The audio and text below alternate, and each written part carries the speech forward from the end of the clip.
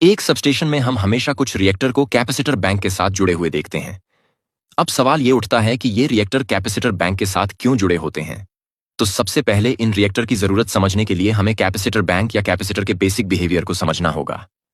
मान लीजिए ये एक कैपेसिटर है, मतलब एक कैपेसिटर बैंक, और ये एक सर्किट ब्रेकर है, और ये वाला हिस्सा बाकी पावर सिस्टम का है।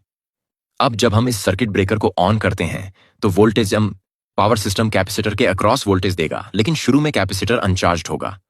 तो कैपेसिटर सिस्टम से क्यू चार्ज लेगा, मतलब कैपेसिटर को चार्ज होने के लिए क्यू चार्ज चाहिए होगा, और मान लो सी कैपेसिटर की कैपेसिटेंस है। बेसिक फॉर्मूला से पता है कि Q बराबर C गुणा V।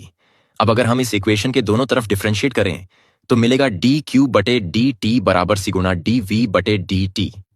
अब ये dQ बटे dt क्या है? dQ बटे dt दरअसल करंट है, तो हम लिख सकते हैं करंट I बराबर C गुणा dV बटे dt। ये I क्या है? ये I दरअसल कैपेसिटर बैंक को ऑन करते वक्त उसके अंदर से जो करंट बहता है उसे कैपेसिटर का चार्जिंग करंट कहते हैं। जब कैपेसिटर बिल्कुल खाली होता है तब उस पर कोई वोल्टेज नहीं होता, लेकिन जैसे ही हम सर्किट ब्रेकर ऑन करते हैं सिस्टम का वोल्टेज कैपेसिटर बैंक के टर्मिनल्स पर आ जाता है और कैपेसिटर अंदर चार्ज जमा करके सिस्टम वोल्टेज हासिल कर लेता है। ये सब 1 सेकंड के बहुत छोटे हिस्से में हो जाता है।